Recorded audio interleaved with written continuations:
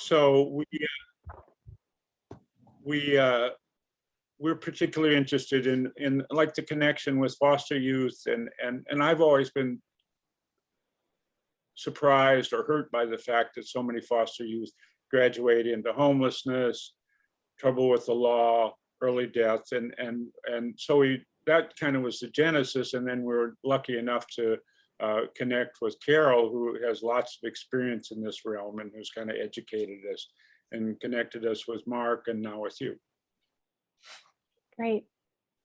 Yeah, hi. Great. Let me just say a couple Hi. words. I don't know if Mark told you, a long, long time ago, I ran the child welfare system in New York City. And so, yeah. And so, and actually, it turns out Mark and I have a number of mutual acquaintances. I haven't been involved in a number of years, but I've sort of stayed, you know, up with the news and so forth in terms of what's been happening since then around the country. But the original concern we had was, you know, sort of reading statistics, including on your website, about, you know, the percentages of youth who are transitioning out of foster care, whether they're 18 or 21 or somewhere in the middle there, who end up as homeless. And then my own, you know, the own experience I've had, and of course, research has been done, you know, on a longer term basis, we know that an unfortunate percentage of these kids end up in trouble during their life, you know, in prison, mental health issues, you know, all kinds of concerns. But our focus initially was, since we had a subgroup we created to look at economic justice issues and housing, and we ran one seminar on the whole issue of housing and the pandemic. We thought, you know, focusing on the homelessness issue and how transitioning out of foster care, it seems to exacerbate that for these kids. So we started to research it rather than just, you know, pretend we knew what we were doing, which we don't. And Mark, we had a very long talk with Mark, probably about a month or so ago, and he was extremely helpful. And obviously, there's more to this story, as you know, that there are programs for the kids, and you run one of them to help them transition through this period. There are kids that fall between the cracks for various reasons. There are still kids that become homeless. But what we need from you, if you can do it for us, is to help us understand what's really going on in LA County on the ground with these kids. What are the real issues? Where are the gaps in the service system or in the policy side? Because we try to end these seminars with a recommendation for things our audience can advocate for. And whether that be state, local, whatever it is, you know, and this is a complicated subject. And so, you know, maybe you could just start helping educate us, just talk about, you know, your agency, what it does, the kinds of kids you see, and what you think those big issues are, and particularly in LA County.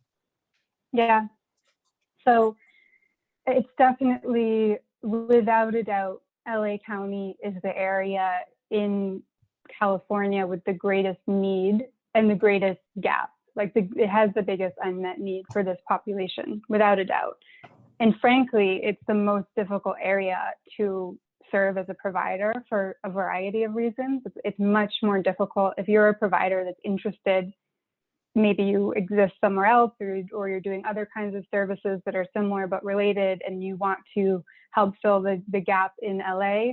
The barriers to doing that are just way bigger than in other counties. And a lot of that gets into, you know, and I'll do a more overarching kind of overview, but LA County is an interesting beast. Like we call it the Republic of LA because it just sort of operates, they just sort of follow their own rules to an extent. When you know, first place is in 6 counties, and most of the programs we operate are county run, but they're ultimately, you know, they're ultimately still operating under state rules and regulations, and the other counties we're in all interpret those rules and regulations more or less the same. We have issues we have to sort through. LA County, it's like they always have their own interpretation. They have their own way of doing things, and there's no wiggle room at all. There's very little flexibility. And so, you know, especially for smaller providers, like I've talked to a lot of smaller providers who the amount of sort of internal infrastructure you need in order to even get going in LA is totally prohibitive for a smaller provider that might be interested in serving this population, that might have a special niche. You know, maybe they're particularly good at working with youth of color and they have a, you know, critical race background and they want to bring this, you know, new kind of niche lens to the work, but they're a smaller community-based organization and they don't have a contracts and compliance officer, you know, they don't have that infrastructure. And it's just like, it's so hard to get started in LA compared to other counties because of the bureaucracy.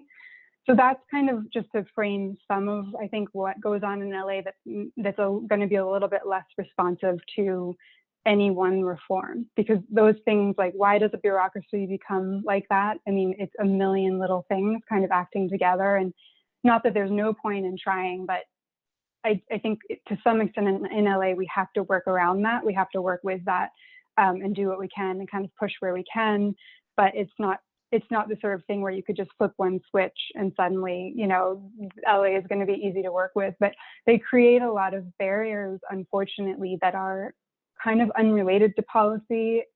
And a lot of the time, even in LA, there'll be like a huge political will to get things done. You know, you'll have the board of supervisors wanting to, you know, serve this population more. You have a community of providers that want to serve the population more. You have the need, and then where things get hung up is in this bureaucratic process, much more so than in other places.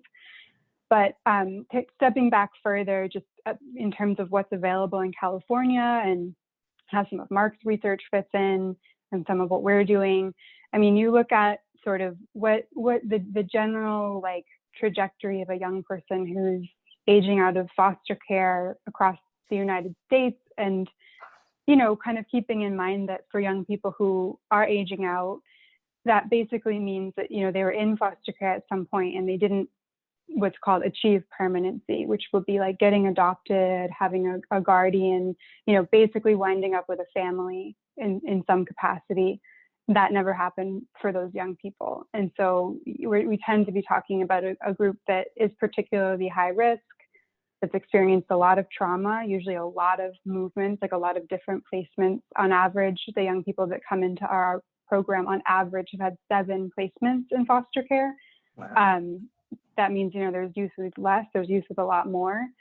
Often they're youth that have been in more institutional type settings like group homes, which is an indicator of a lot of kind of higher risk characteristics, but also can exacerbate those because it can be traumatizing and not particularly good for youth development to be in those settings. So it tends to be, you know, a population that faces even more barriers than just foster youth in general, right? Like, and obviously it's a diverse group. Not, you know, everyone has different experiences in the foster care system.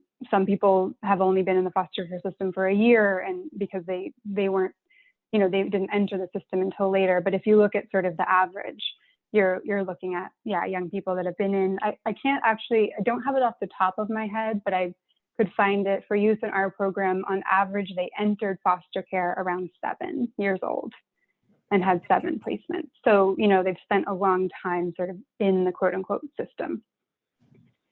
And, you know, what the biggest kind of game changer for this group of young people for a really long time, you know, up until 10 years ago, if you look at it nationally, young people were aging out, quote unquote, aging out at 18. So 18 is when, you know, you're no longer a dependent of the court. And it was more or less like, you're on your own. You might have been in foster care since you were 5 years old. And all of a sudden, just every single support drops out from underneath you. You know, you're literally provided with nothing at all. Like young people have talked about getting like a trash bag full of their belongings on their 18th birthday. And it's just like, see you later, good luck. And you think about the kinds of supports that, you know, the typical 18-year-old has from their family, you know, even, you know, there's so much that young people need at that point. So even if you're going off to college or you're getting your first job or you're moving in with your, you know, your friends for the first time, most likely you're still getting some level of both financial and emotional support from your family or your family network, the community that you lived in. So for young people that have been disconnected from their families in that way and don't have those supports to rely on, it's just incredibly disruptive for it suddenly there to be nothing. And luckily that's not the case anymore in California, both because kind of for about 20 years, there's been a program called THP Plus, Transitional Housing Program Plus. And that program is totally disconnected from any federal funding. It's a county run and operated program that the state allocated funding for, that was providing, and this was sort of First Place for Youth, like flagship program. Amy Lemley, who's now the executive director at John Burton Advocates for Youth, she founded First Place for Youth in 1998, and they were working on getting this THP Plus program into law. And basically the idea is that young people, you know, at 18 could access this program where they're given their own apartment, often with a roommate, but it is their own apartment, plus really intensive supports from social workers that are helping them with, you know, independent living skills, with financial literacy, budgeting, with, you know, relationship skills and communication, and also hopefully education and employment support. And that work has been working really well in California for a long time, but it's a capped program, meaning there's a certain amount of funding available. It was allocated to the counties. I won't go into it, but through a complicated process called realignment, it's now entirely run by the counties. But basically what that means is, you know, once a certain amount of youth will get to access it, and then when funding runs up. So you could be a young person that's eligible and you don't get it. You could be a young person that's eligible and you do get it, and it's somewhat luck of the draw. And it looks really different in different counties. Yeah, feel free to ask questions along the way. Yeah, so what percentage of available youth that would want to access a program like yours, roughly what percentage get to do it, and how many are left out? Well, so we now have another program that's really changed the game a lot, because THP Plus was all there was for a long time. But then in 2008, the federal government passed extended foster care, where they basically opened up federal funding. So, you know, the foster care system for minors has always had federal funding associated with it. It's called Title IV-E funding. And so the states get a match. It can be 50%, it can be 80%, depending on particular factors in that state, to actually serve youth in the child welfare system. But that funding, that federal funding, historically had cut off at 18, which is part of why services cut off. In 2008, the passage of the Federal Fostering Connections to Success Act gave states the option, didn't require it, but it gave them the option to extend foster care up to age 21. And states would have to proactively opt into that, and then they have to kind of do some work to create, like, what does that system actually look like for a youth who's between 18 and 21? And California opted in 2010, and we're well situated to do so because we also, as a state, as a system, had that history of doing the THP Plus program. So we kind of had a sense of, like, here's something that works for this population, that they need more independence, right? Like, they need to experiment with independence. They need to have a setting just like any other young person at 18. They probably aren't living with, you know, mom and dad, but they have some supports from mom and dad, right? It's like that sort of thing where you can, we like to say it's like a setting that allows youth to fail safely, where youth can make mistakes and there's support there, but there's a degree of independence. And so California opted into that federal funding, and in that developed a couple different placement settings. It's called a placement setting. It basically means like a young person who's staying in foster care after age 18, you know, what kind of actual services and housing do they get?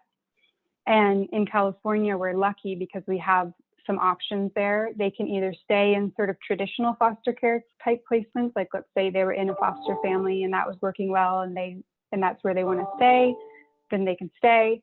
They can access something called a SILP, a supervised independent living placement, and that's pretty bare bones. They get like about a once a month visit or conversation with a county caseworker, and they get a stipend towards whatever living arrangement they might be staying in. It has to be approved, but they could stay in an apartment, they could stay, and you could use it to pay for a college dorm. You know, you could actually use it to stay in a room in your aunt's house, something like that. It's flexible, but there's not a lot of structure there. And then you have what's called the Transitional Housing Program for non-minor dependents, but just think of it as transitional housing. And that's what we do. And that's what was modeled after that older transitional housing program.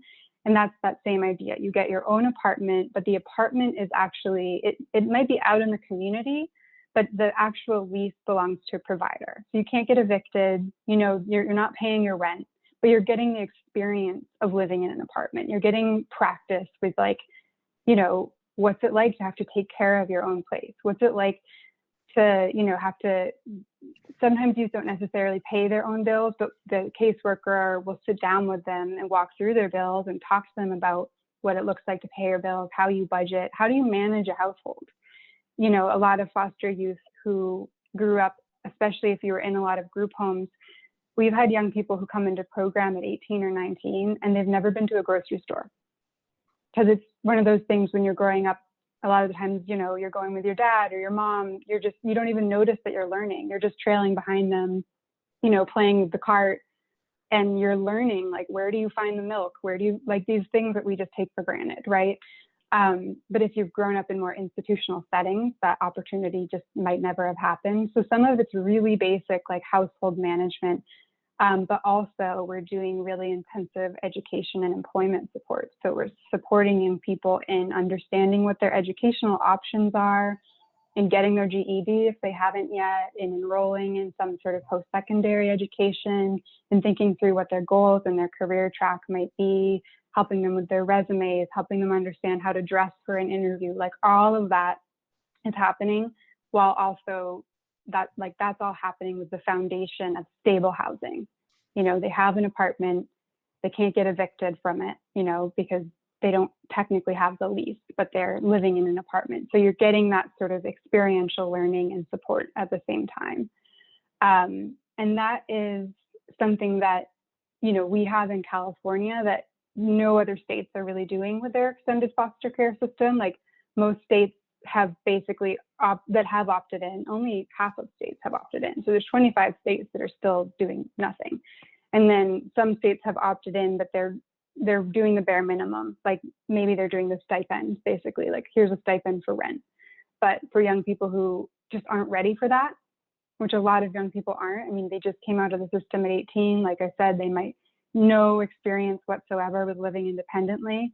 And then they're getting a stipend, and it's sort of like, plus it's money in their pocket, but there's very little oversight on how they spend it. I mean, you remember being 18, like, it's just hard. It's a lot to manage. And some youth are ready for that, and other youth are not ready for that, and they need a little more support. So that's sort of the basic, like, what's available within the system. Mark has done all this amazing research through the Cal Youth study of looking at, like, the system as a whole, what kind of outcomes has it achieved, which really show all these positive outcomes around housing stability, homelessness prevention, you know, education and employment. Still room to grow, but a lot of really positive outcomes. And then what he and First Place we're partnering on is getting a little bit more granular and being like, okay, what are the outcomes differences between those placement settings, and who's getting access to those placement settings? And it shows that transitional housing placement does get better outcomes, and it's serving higher risk youth and still getting better outcomes. And this is where the LA problem comes in. One of the things he looked at when he was looking at, you know, who's accessing which programs, is he looked at how urbanicity, so like if you're living in an urban county versus a rural county, how likely are you to access transitional housing as opposed to one of the more bare bones programs. And it showed that you're much less likely to access transitional housing if you're living in a city. And LA was so far outside as a data point that he actually had to pull it out because it was skewing the data so much. So he had to pull LA out separately and look at sort of urban counties in general, where I don't remember the exact stats, but maybe it was something like 55% less likely to access transitional housing as opposed to the SILP, which is like a stipend. And in LA County, you're 80% less likely to access transitional housing than the SILP. And that really speaks to the size of the gap in LA County. So youth might be getting something, right? I'm not saying they're not getting any services within extended foster care, but it's much, much less likely in LA that they're getting a really robust program like transitional housing that has the better outcomes. It's more likely to set them up for long-term success, and it's more likely that they're not going to experience homelessness while they're in that setting. Do you have any idea then what proportion of the kids who reach 18 in foster care in LA County get into the transitional housing program versus those that are left more on their own? Because I assume that latter group are the group that are more vulnerable in terms of homelessness and other kinds of issues arising, right? Because they don't have the support system around them. Yeah, we're just trying to get a sense of the size of this issue, the problem, Yeah, I don't have the number off the top of my head, but it exists. I can find it. Okay. Like I said, I know that based on Mark's research, if you live in LA, you're 80% less likely to spend the majority of your time in. So if you think of the time in extended foster care, it's a 3-year period from 18 to 21. And the way his research looked at it is not whoever accesses the program, but where are you spending most of their time? Right. And in LA, you're 80% less likely to spend most of your time in a transitional housing program. But I don't have And why? I'm sure you have something to say about that. I have opinions. I have thoughts. I mean, I think, obviously the research doesn't answer the question why, it just raises the data. And I think there's a lot of potential reasons there. Because it also, and I don't have these numbers on the top of my head, but it also is the county with proportionally, so on a per youth basis, the least amount of THP plus. That's that other program I mentioned in the beginning. When we as a state got transitional housing program in extended foster care, what we did is we extended eligibility for THP plus so that it goes all the way up to 24. And that means that if you're a young person, you turn 18, you might be able to access transitional housing placement through extended foster care until you're 21, and then get another additional 2 years or so in transitional housing plus. And that is really useful. Not all youth need that much time, but a lot of young people do. They still, they're still working on getting an accreditation or their degree, or they're still working on some of their independent living skills, and it creates a longer trajectory. And in LA, there's a massive shortage of THP plus housing. So youth in LA are, there's a huge, huge gap. So they have a gap basically in both of those programs for that population compared to other counties. I think that a huge reason for it is the cost of housing and the cost of running the program. So, we're a provider in this space. So basically, I can kind of speak to that perspective. When you're running either of those programs, you're provided with a rate. So it's a per youth per month rate from the county. The transitional housing, the extended foster care rate is actually set by the state, and the county pays the rate. The plus program is set by the county, and they all have very different rates. And in LA, the rate is way lower than in almost any other county. I think there's 10 counties with a lower rate than LA, and those 10 counties are all extremely small rural counties where the cost of housing is very low. So within that rate that you're provided as a provider, you're using that rate to pay for the actual physical apartments that youth are staying in, plus the cost of your social workers that are providing the services, plus a lot of other things like you provide the furniture, you pay for their phone bill in LA and their utility bills. Plus there's a lot of sort of safety, regulation things, like if they have children, they have to have, a crib and various other things for taking care of their children. Just a lot, a bunch of costs, like sort of one-time costs, but the ongoing costs of paying for the actual services and the housing. And those costs are pretty, pretty stable. And the rate in LA is just so low that it's not even coming close.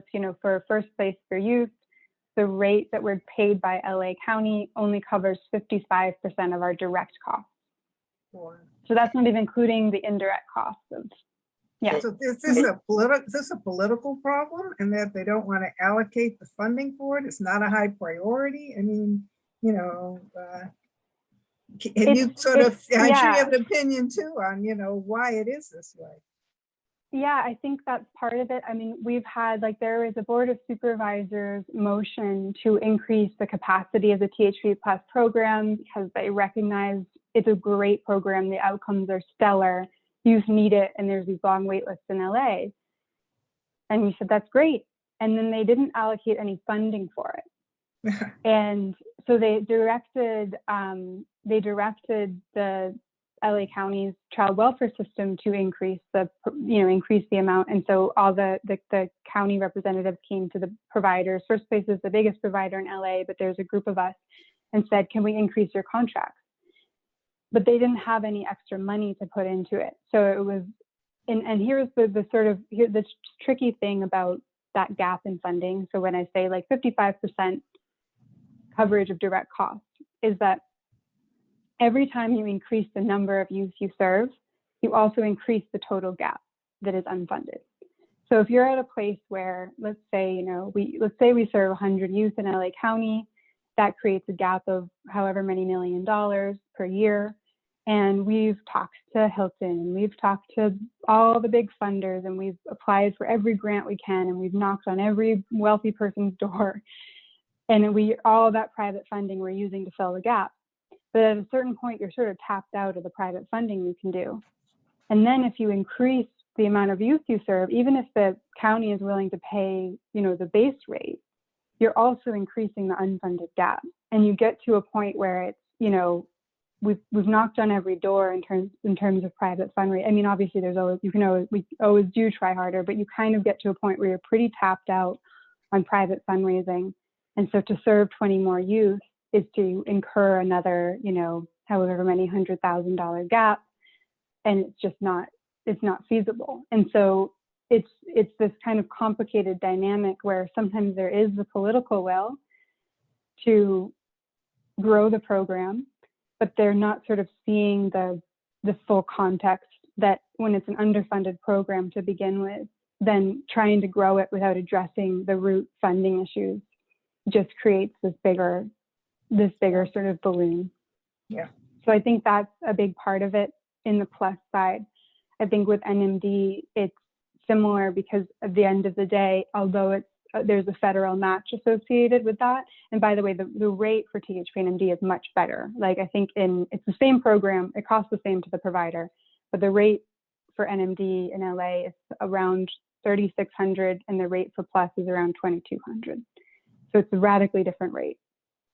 But even then, it still costs more for the county to provide THP to a young person in extended foster care than a SILP, because THP is $3,600, a SILP is $900, and they're getting a federal match, but they're paying for the other portion. Yeah. And so I can't say this for sure, but what it feels like is there's sort of an unofficial cap that's put on that program. So maybe they don't say there's a cap, but there kind of is a cap, if that makes sense. So, they're less likely to refer a youth to a transitional housing program rather than just give them a SILP because, hey, the SILP might not be as effective, but it's a lot cheaper. Yeah. So Yeah. I have a question. So I would say that 99 and 44, 100% of LA residents don't know about these issues. They do know that there's a lot of homelessness. They may have heard that a lot of foster youth graduate into homelessness. This seems like an area where our kind of group and particularly our senior ACLU volunteers could put some pressure on the system, on the county supervisors, especially around, we know that we interviewed Holly Mitchell, and she said her number one issue when she took office was homelessness. Well, if you can tie the poor funding compared to other counties with bad results for some young people, I mean, that would be something that we could agitate for. Yeah, absolutely. I think so too. And I think the Board of Supervisors historically has been sensitive to this issue. But yeah, my experience has been that they'll pass a motion, but they're not exactly putting their money where their mouth is.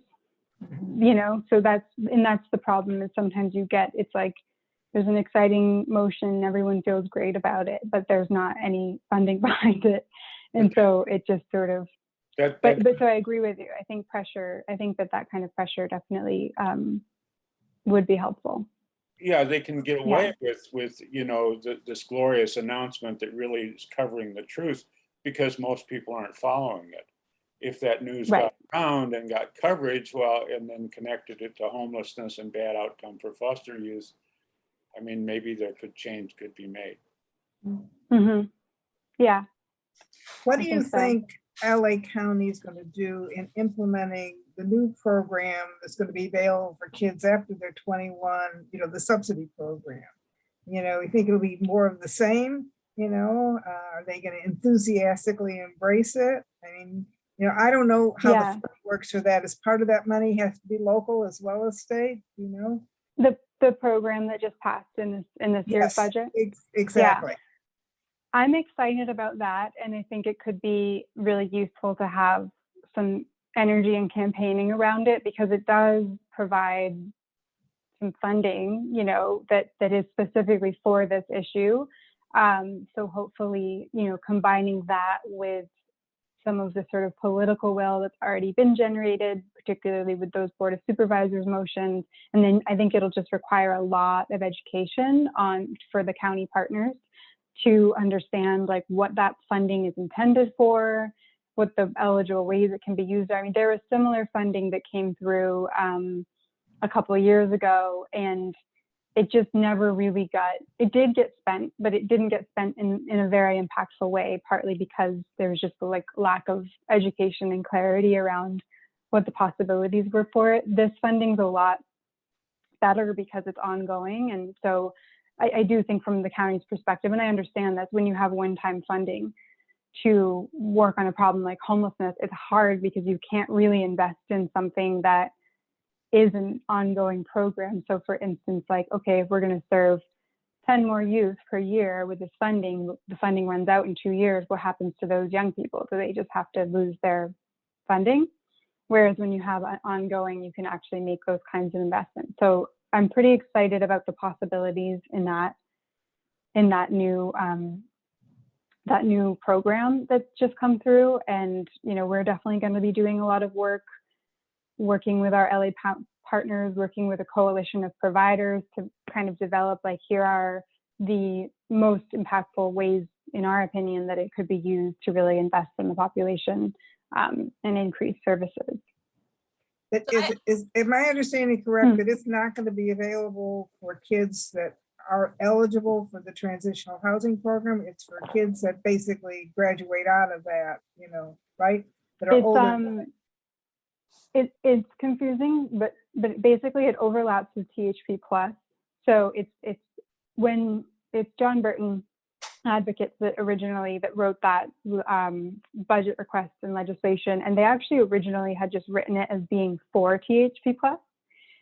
They couldn't do that because it's a complicated thing, but THP plus is a realigned program, and so the state can no longer make sort of demands of the counties without kind of triggering all of these other procedural issues.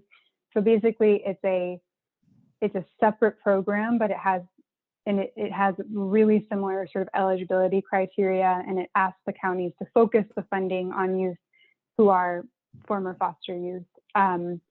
So it can, and it's sort of intended to be used to increase the transitional housing program but it isn't called that. And technically the counties could opt to use it in some other way. And so that's the kind of education that'll be necessary, is sort of like making sure the counties understand, you know, we have a program that works really well The problem is there's not enough of it. And this funding, even though it's called something slightly different, can be used to make more of that resource for young people who are currently sitting on wait lists or are slipping between the cracks in LA. So I have a question about, so there isn't sufficient funding for these transitional housing. Do you have insight into the pot of money that is used for this? Or is this money, are these monies shared with other programs? Do you see them putting funds in programs maybe that aren't as worthy? So there is a specific allocation for THP Plus that counties are supposed to spend all of, and they can't. Basically, if they, although it's a county operated and funded program, they, because of the realignment rules and where the state, basically like how they originally got that funding, if they go under what they're supposed to spend based on the allocation, they have to actually ask permission to do that from the state. There's very little oversight on that, however, so it's not that easy to track. I don't think that the problem in LA is a problem that they're not spending the money that's allocated. It actually kind of goes back further, which is that, so THP Plus was originally passed through statute in 2003 or 2004. And at the time it was done based on, I can't remember the exact numbers, but it was based on the population of youth being served in a certain program in each county. I'd have to go back to the details, but basically it was something that, it was based on a program that was being underutilized in LA. So the amount that was originally allocated for LA was really, really kind of artificially low, if that makes sense. So it kind of is this historical, like there's always been too little funding for that in Los Angeles. And then that's gotten worse over time. In LA, you know, they can spend more, they can spend as much as they want. They just have to spend at least the amount that was sort of allocated for it originally. And there are people who could speak to this better than I can, who understand like the nuances of how, you know, that funding source works. But essentially, you know, they do spend the amount that's allocated, but they could spend much, much more, and they choose not to. Wow. Effectively. Right. And these funds are matched, right? So it's not like all local money, right? Well, yeah, it's matched, but it's because of the way that realignment works. There's basically a certain amount of money that counties are provided with a funding source through certain tax bases, like certain taxes, that they then have to use to provide all of the programs that were realigned, meaning like they used to be state operated and now they're county operated. But if they are able to do that and there's excess money in those that comes from that funding source, they can use that excess money however they want. And there's no oversight for it, or very little oversight for it. And probably, you know, I'm not like, realignment is really complicated and there's people who could describe it a lot better than I can. But it's sort of it's a complicated dynamic between the states and the counties. It's like a bargain that was made in 2011 that impacts how certain programs, including a lot of the criminal justice system, are operated, you know, and paid for. So I have a comment and question. I mean, what I've captured here is that people like you and Mark, who've worked with foster youth over the decades, saw that giving them a garbage bag full of their clothes at 18 and sending them out the door was very ineffective. And that created a lot of the horror stories we hear. And then in the subsequent years, you've developed a whole series of programs extending their care that gives much better results, gets them into adulthood with a better chance of having successful lives. But the programs are underfunded, so a lot of kids fall through the cracks and repeat those horror stories that we still hear about. Is that pretty much what's going on? That's perfect. That's exactly it. And that's worse in LA than in other counties. The gaps are worse. The underfunding is worse. than in other counties. But And the needs are greater. in a sense, that's good news, because here you do have programs that your data is saying helps, works, you know, and it's just a matter of money that it could be spent one way or another. And there's a lot of money going into homelessness, and you can tie this into, I mean, I'm not saying it's easy, because everybody, you know, everybody has their hand out. Do Yeah. you, Right. so of all of this conversation and all of this data, is there anything that points to the origins, the source of the problem? I mean, I would suspect that there's a connection between mass incarceration and foster care and the explosion of drug use and foster care. And is there anybody that Poverty. poverty, but is there anyone that's working on the source of the problem? There are, yeah, and it's a really good point. Like we, you know, the source, the real, like, foster care is one of those systems and issues where you can keep sort of going further back in terms of like, where does this really start? Because there's lots of flaws in the foster care system. There's lots of flaws with how youth enter the foster care system to begin with. Alliance for Children's Rights just put on a webinar that that is looking specifically at racial inequity in the foster care system and looking at how decisions get made in the first place to remove a young person from the care of their family, of their, you know, biological family, and how racial biases potentially play a role in that, and kind of, you know, just disproportionate impacts that are happening in that system to begin with. And then you have the intersection, for sure, of the criminal justice system, of, you know, young people who end up, you know, quote unquote, needing foster care because one or both of their parents have, you know, wound up in the criminal justice system, and all these like intersecting layers of problems. That's not the issue. Like, so First Place for Youth, and it's funny, not funny, but, you know, you bringing that up, like, we've grappled with this over the years of like, you know, our mission is to ensure that every foster youth aging out of care is able to, you know, is able to transition into independence and self-sufficiency and live a life that isn't defined and limited by their experience in foster care. And we've talked about, you know, so should we be going further back? Should we be addressing issues sort of at their root? And what we've sort of landed on is like, as important as that is, what we do and what we're good at is like sort of this very tail end of like, these are the young people who need our help now. There's a lot of issues for why they got here, and those issues need to be addressed. And we are very supportive of organizations that are addressing that. But at the same time, we need to sort of focus all our energy and attention on like, how can we help these young people who are in the situation now? And what resources can we bring to bear? And kind of recognizing that any longer term reforms, at least for a long time, will still have, there's still going to be young people who are in this situation. And so that's sort of where we've landed. I can absolutely point you to organizations that are more focused on like those root causes. I think Alliance for Children's Rights is a good example. And I know that this year in particular, they're refocusing a lot of attention specifically on racial equity issues, which I think is really important. So that would be a good place to look. And I can think of others.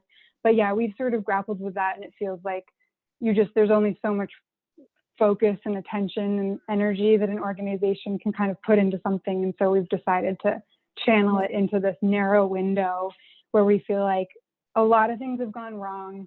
How can we sort of just take things where they're at right now and try to make it better with what we have? But kind of recognizing that, yeah, it's not a root cause type solution, Right. you know? Do you know of the percentages of youth that come out of foster care that then go on to create the same cycle for the children that they give birth to? It's a high, it's a relatively high, sorry, let me just, if the call's coming through in my headphones, fine. It is a relatively high percentage. I don't know it off the top of my head, but I do know that it's one of the strongest outcomes of extended foster care and of our program is like radically reducing the percentage of youth who have the experience of having their own child removed into the foster care system. So for us, like of young people who are in our program who are parenting, it's extremely small. Like 99% maintain custody of their own children while they're in program and upon exiting program, whereas that number is much higher, but I don't have it on the top of my head. I think it might actually be on our website, though. It's definitely one of the outcomes that we track, and that's an important healthy living outcome, as well as reducing unplanned pregnancies. So we don't at all discourage youth from having, becoming pregnant and having children if that's what they want, but we do try to support them in understanding, reproductive health and all of their options, and reducing, helping them, supporting them so that they're not getting pregnant when that isn't, what they actually wanted or planned on. It's an important outcome because there's such a strong association between early unplanned pregnancy and poverty later in life. So parenting is a really important outcome. Mark, you think Mark might have some of that data? It's possible he might, Yeah, and I think I'll Mark take does another have look data. at your website too. Yeah. Yeah, All right, I have a put- kind of wrap-up question for you, sort of, although Yeah. everybody else may not be done. If you had a magic wand and you could get any policy change or funding change, you wanted, what would be at the very top of your list in LA that would affect LA County? Because maybe as they said, we're looking for the things we can advocate for. Yeah, I think it would be probably that transitional housing program would be treated as an entitlement program, meaning that like any youth who's eligible for it and wants it, because it is youth directed, right? We say youth, but we are talking about adults. I should say young adults. I try, but you're talking quickly and it's easier to say youth, but they are adults. So we respect their wishes as well. But the idea that like this should not be something that's capped, or that you're just, you're lucky because you got it. It's like any young person who is eligible, who meets the criteria and who wants it, accesses the program. And whatever resources need to be brought to bear to make that happen in the provider community, in the child welfare system, in the county funding systems, like I want to see all of those things come together to just make that happen. That would be my top wish. Yeah. But I think this is very consistent, Dick and Sharon, with our view that housing is a human right. And that's been one of the themes that we're trying to weave through these webinars we're doing. And so, here we have the issue. I mean, it's not a right for these kids. It's all, it's a hit and miss. And that, I think that would be a very, a good issue. And we want to advocate for it. I assume it's the Board of Supervisors. That's our problem. The Board of Supervisors, but also it's actually like people who are high up in the child welfare system in LA, at DCFS. And, because there are definitely situations where the Board of Supervisors has, requested for DCFS to allocate money in a certain way, but DCFS has its own politics for how they allocate money, right? So it's I don't think it can be one and not the other. I think it needs to be, getting those policymakers aligned. Okay. Wow. Dick and Sharon, do you have any other? One of the things, I was going to suggest that as we sort of get the outline narrowed down, right, and what we want to cover in this webinar, would you be willing to sort of coordinate with Mark, and between the two of you figure out what topics you want to cover? Because we'd like to have both of you speak probably. And so if you don't mind, then we wouldn't have to be the go-between there. So we would give you the outline based on our conversations with both of you, and then you figure out what you think you're most comfortable discussing, right? Yeah, absolutely. And I could also think through, especially if you wanted to bring like an equity lens, who would be a good speaker or organization that's Right. working more on some of the things that Sharon brought up. I know that's, you know, because it would be useful to kind of have that, I think, Right. if you guys are interested, you know, yes, there's these sort of, what do we do now? But Right. there also is this conversation about the root causes that might be The system interesting to the itself. community. Yeah, So I could think through, you know, who might be a good speaker to talk to some of those issues, who's doing work in that space. that would be Yeah. great. And especially if you could make an intro for us, that would be perfect. And then, I'll do my best. Yeah. and then another Mhm. thought we had is we wanted to have somebody with lived experience, a former foster youth. And we have such a Yeah. person who's a staff member on the Okay. ACLU who Great. would be a great spokesperson. Right. Awesome. If you want more, you know, we could absolutely, we have young people who, within First Place, we have something called the Young Adult Leadership Council, and it's a group of like current and former participants who help us like set our policy priorities, help us review our internal goals and metrics, and, you know, just kind of provide that youth voice in terms of how we're running the organization. And a lot of them are really interested in policy work and in kind of having, so if, you know, if you want another young person maybe who's specifically been in one of these programs who can speak to how it changed their life, or, you know, why they would like more youth to have access or something like that, then we can definitely help make that connection with some young people. That would be great. Thank you so much. So this This Yeah. is very helpful. Well, you know, we knew this is a complicated mess, right? Yeah. And, you know, I mean, it's interesting because, you know, on the outside, you sit and you watch all these new programs, new legislation occurring. It looks like great new funding available, but it doesn't look like it's trickling down, right? In the way that it Yeah. should. Is that fair? You Mhm. know, I mean, you know, the federal program, which extended foster care, you know, the kids up to 21, obviously provides a 50% federal match, which should be matching for the whole transitional housing program, I would think, right? Mhm. But it apparently not doing that the way it should, right? And that's some, you know, problem between the state and the county, clearly, you know? Right, Because if right. money's out there, they just, you know, getting it to LA County, having been, I mean, long time ago, obviously, running the program for the city, I was constantly at war with the federal government and the state trying to get our funding Yeah. for everything. I mean, it's there, but you know, you have to ask for it, you have to apply for it, you have to get it. I mean, it's a whole bureaucratic Yeah. nightmare. And I suspect It's true. that its system is not working the way it's supposed to for LA County. And whether that's a And problem in the administration of child welfare in LA County, they're not aggressive enough, you know, in trying to get what they should, or whether there's some philosophical issues, right? You know, which there could Yeah. exist between, you know, the people that are designing these programs in Albany or in Washington and the people running the program here. Exactly. No, it's so true. I mean, it's like, I say it all the time, but policies are only as good as the implementation. And a lot of the time what happens in the policy advocacy community, which in California, we have brilliant advocates, but there's a lot of attention paid to Sacramento or Washington, like getting a bill passed, getting new funding Right. passed or allocated.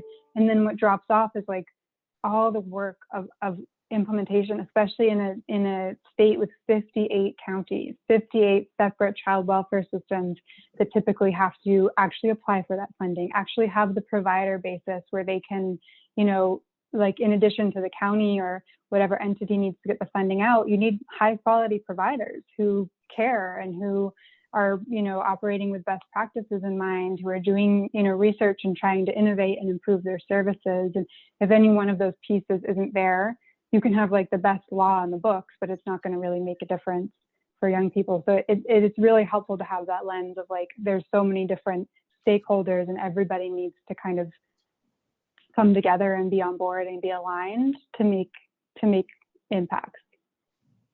Yeah, that's Yeah. very helpful. Dick and Sharon, do you have other things you want to discuss? No, it's certainly a complex problem. I often think, Carol, you know, the day that we had lunch and you talked about your experience so many years ago in New York City.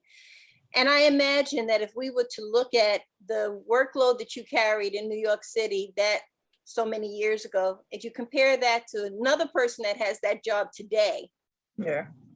I bet you anything that workload is even heavier. Oh, And- yeah.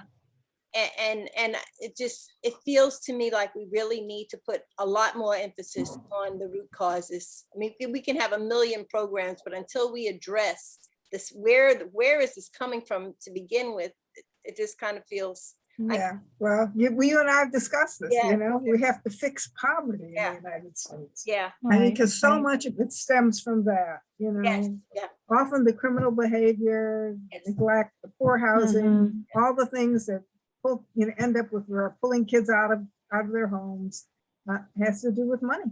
You know, it does. Yeah. You know, and it's just, you know, we have a poor system from the beginning in Yeah. terms of supporting families in this country. So Carol, when we do Yeah. this presentation, are you going to be making a statement? Because I sure wish that you could kind I of will. really Yeah, I will. point to that. Yeah, Because that's no, I will. that's what economic justice is about. Yes, no, I'll be happy to give my view of, you know, why the foster system, you know, you know, we know why it exists, but is it really serving the purpose it was meant to? And why are so many kids coming into the system still after all the experience we've had in this country, probably more than 100 years of experience in this country with the foster care system? You know, and it's because you're right, because the root causes that are causing parents to be neglectful or abuseful, you know, for the most part, are still there. You know, those have not been addressed in a way that would solve the problem. We do a Right. better job of working with families and trying to keep them together. We do a better job of, you know, placing these kids with relatives as opposed to, you know, with strangers in foster homes. But we still don't have a way to effectively, you know, except for welfare programs, which are, you know, not much, to support families so they don't get into a situation where their children are neglected. Now, clearly, there are abusive parents that do horrible things to Sure. children. And there was an Mhm. awful story in the LA Times on Sunday. I'm sure you all saw it. I mean, a horrible story about a kid who ended up dying. He was in the system, who, you know, was being overseen by, you know, the county child welfare system.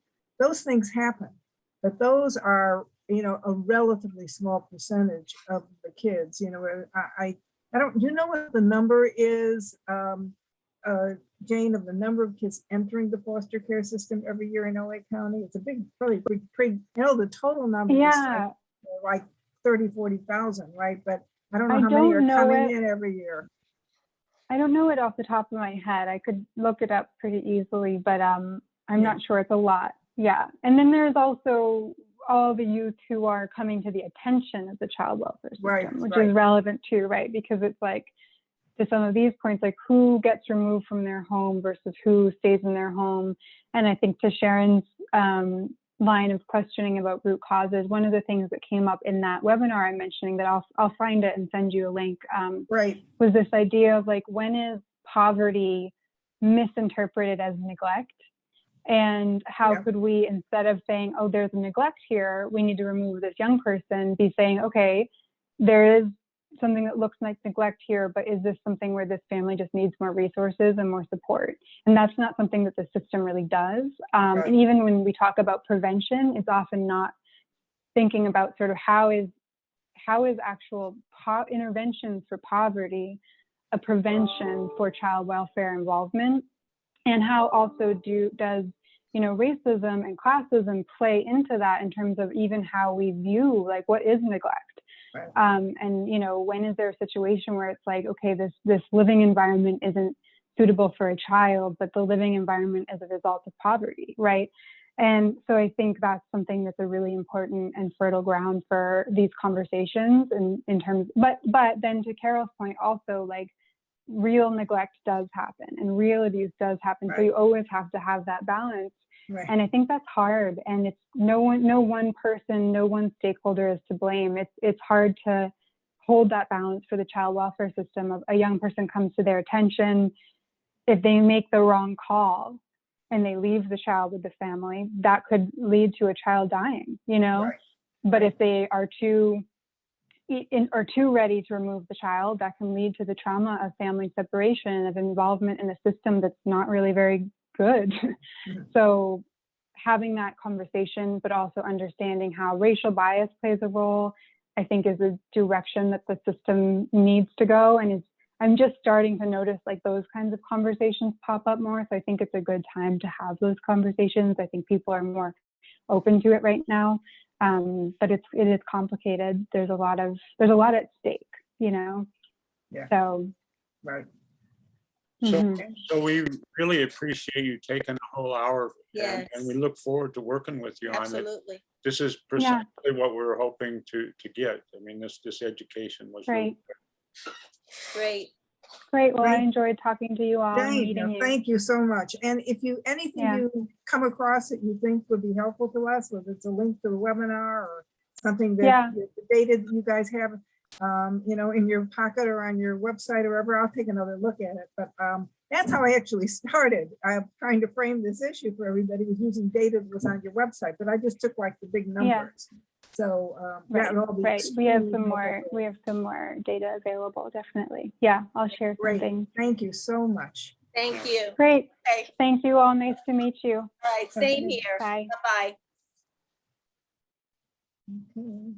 Okay. Rest we're leaving. Yeah. Yeah. Thanks, Carol. So we'll have to get a We'll have to message out. regroup again, I guess. Yeah. Yeah, you know what I'll do? I'm gonna, you know, this outline that I did for Mark, based on our conversation, I'll try to refine it a little and shrink it down, you know, to the most important points we want covered, you know, and then I'll send it to you guys and we'll discuss it again. We'll do Right. that. And, Or and maybe I'll- even have a committee meeting and bring them up to date and discuss it with them. You know, tell them, this is from what we've learned, this is what we think we could focus on, you know, in an hour, you know, session.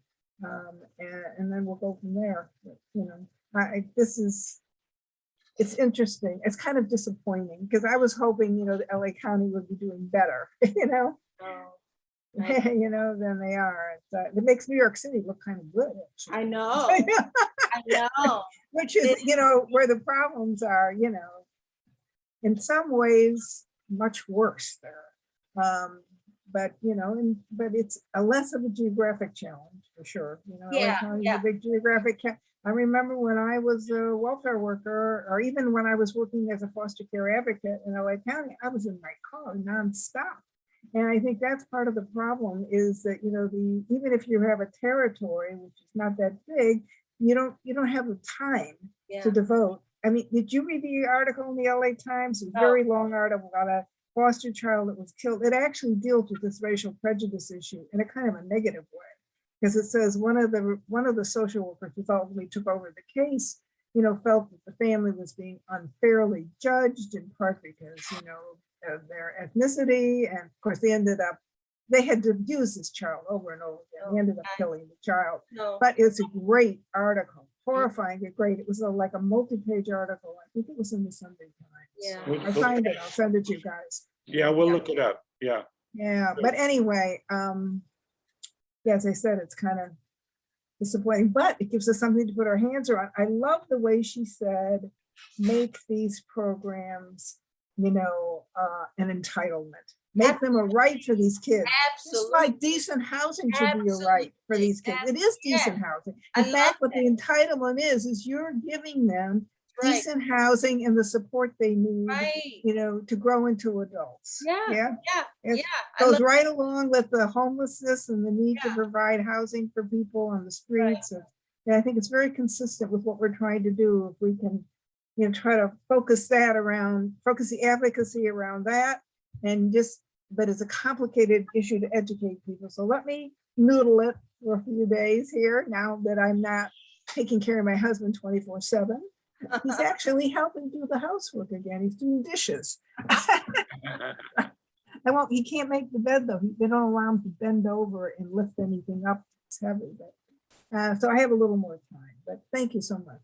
I was glad you guys could join today. Great. Yes, this was excellent. Yeah. Thank Nice you. to see you. Same Yeah. here. So Same we'll- You know, here. I feel someday when we can have an in-person meeting of this committee, it's gonna be like old home week. I Meeting know. everybody. I It'll be mean, I met you hard. guys, but everybody else, it seems Yeah. like I know everybody, but I've never met them, you know? I know. I know. Someday. It'll be someday. wonderful. It'll be wonderful when Yeah, we come together. We should have a party when we can Right. finally come together. maybe we can have a holiday party or something. Yeah. Who knows by then? Maybe by then, who knows? This is, I don't know. I hope this isn't what the rest of our lives I know. are for. Awful. Yeah, we're Okay. supposed to go on a big trip with our grandchildren over that, over the, up, right before Christmas. And I'm thinking, oh boy, I hope nothing messes that up, but Okay. thank you. Bye-bye, guys. Yeah. Bye-bye. Yeah. Bye. Recording. Yeah. So I think if I